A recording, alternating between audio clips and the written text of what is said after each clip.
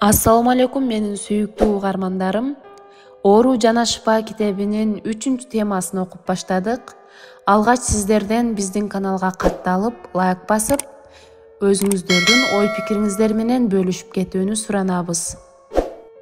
3-чү тема: садака берүүнүн ден соолукка таасири. Азыркы доордо баарыбызга маалым болгондой, адамдарда ар түрдүү оорулар жана кыйынчылыктар көбөйө баштады. Ошондуктан, урматтуу замандаш, садака берүү менен даарылан. Садака берүү зекет жана битир садакадан айырмаланып, берилип жатканда оорудан айыгуу же кыйынчылыктан кутулуу ниетинде берилиши керек. Мүмкүн буга чейин көп жолу садака бергендирсиң, бирок анда сенин ниетиң кандай болгонун карап көр. Садака берүүчү адамдын Алла Таалага болгон ишеними да күчтүү болуш керек. Шыпа сурап кылган дубалары да чын жүрөгүнөн айтылышы керек. Жек көрүү, кек сактоо, таарыныч сыяктуу сезимдерден жүрөгүн тазартып, кечиримдүү болуш керек. Ошондо гана Аллах Таала анын дубасын кабыл кылып, сураган шыпасын берет. Пайгамбарыбыз Мухаммад саллаллаху алейхи вассалам адамзаттын жашоосунда маанилүү орунга ээ болгон садака берүү, ооруларды айыктырары жөнүндө өзүнүн ыйык хадисинде төмөнкүчө айтып кеткен. Ооруңарды садака менен даарылагыла. Урматтуу окурман, пайгамбарыбыз көрсөткөн жолду бекем карман. Эгерде сенин жакындарыңдан бирөө кандай гана оору менен оорубасын, же баштарына кандай гана кайгы капачылык, көйгөйлөр келбесин, аларга мүмкүн болушунча Алла Тааладан шыпа берүүсүн, балесиноолордон куткаруусун суранып, көбүрөөк садака берүүсүн насаат кыл. Пайгамбарыбыз Мухаммад саллаллаху алейхи вассалам садака берүүнүн пайдалары жөнүндө төмөнкү хадистерин айтып кеткен. Биринчи, садака жамандыктын 70 эшигин жабат. Экинчи, садака берүүнү тездеткиле, чындыгында андан бале кырсыктар өтпөйт. Үчүнчү, жакшылык иштерди жасоо жаман өлүмдөн сактайт.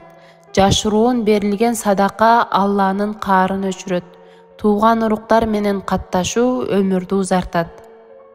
Төртүнчү, чындыгында садака Алланын каарын өчүрөт жана жаман өлүмдөн сактайт.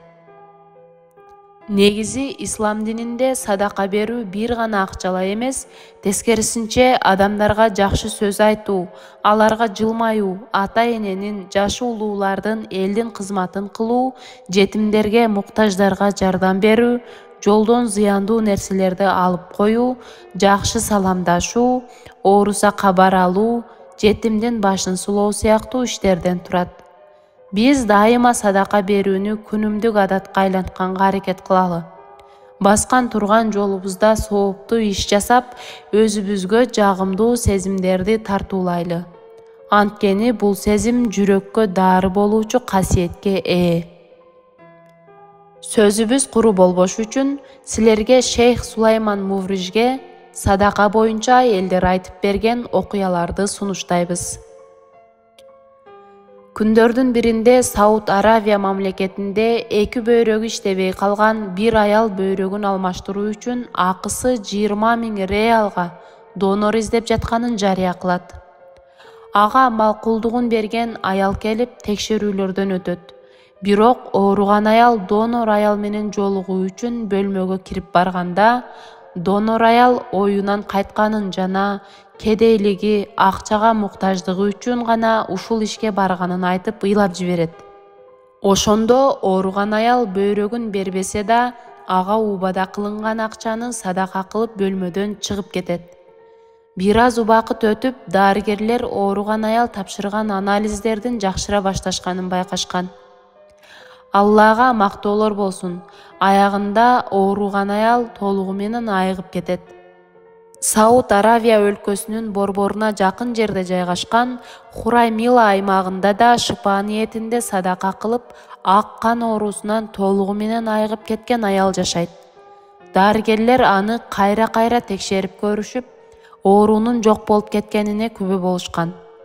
Bir күнү Шейх Сүлейман Муврижге bir таанышы келип, кызы жөнүндөгү төмөнкү окуяны айтып берет. Кызынын тамагы ооруп, аны көптөгөн дарыгерлерге көрсөтөт. Бирок жакшы натыйжа болбой, көпкө чейин ооруп жада калса, оорусу айыкпас ооруга айланып кетет. Натыйжада тамагынын оорусун жеңилдетүү үчүн күндө укол сайып турууга да туура келет. Bir күнү ага ыйманы бекем bir таанышы телефон чалып, пайгамбарыбыздын хадисин айтып, садака берүүсүн сунуш кылат. Ал болсо көп жолу садака бергенин, бирок эч кандай пайда болбогонун айтат. Ошондо жанагы таанышы бул жолу байлыгынан көбүрөөк садака кылып, кызына шыпа болуусу үчүн бекем ниет кылуусун түшүндүрөт.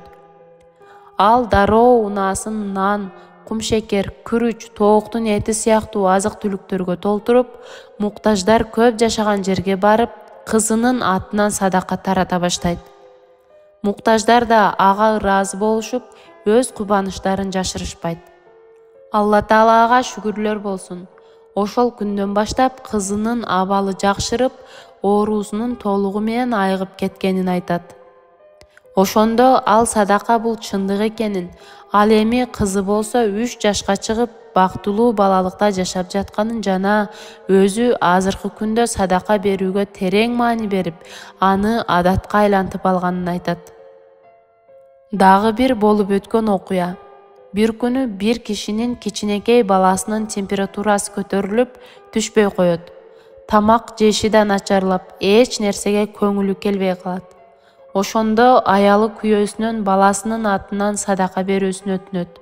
Ал кедейлерди көбүрөөк тааныган таанышына телефон чалып, асыр намазын чогуу окууну жана 20 баштык күрүч менен 20 баштык этти таратып коюуга жардам берүүсүн өтүнөт. Кудайга 1000 мертебе шүгүрлөр болсун. Ошол күндөн баштап кыска убакыт кичинекей баланын температурасы өз калыбына келип, тамак жеп, көңүлү ачыла түшөт. Бүгүнкү күндө ал өзү садака берүүдө ниетин бекем болушун айтып, аны башкаларга да сунуштап жүрөт. Ошондой эле дагы ар түрдүү оорулар менен ооруп, чын ыкластан Аллага жалынып жалбарып, дуа кылып, айыгып кетүү ниетинде садака берип, айыгып кеткендер жөнүндө мисалдар толтура. Демек, ар бирибиз пайгамбарыбыз буйруган садака берүүгө көңүл бурушубуз керек. Бул иште садака берген адамдын жүрөгүндөгү үмүтү менен ишеними чоң роль ойнойт. Албетте, бул жүрөктүн иши. Аллах ар бирибиздин ыйманыбыз бекем болушун насип кылып, ар кандай оорулардан сактасын, ооругандарга тезирээк шыпа берсин.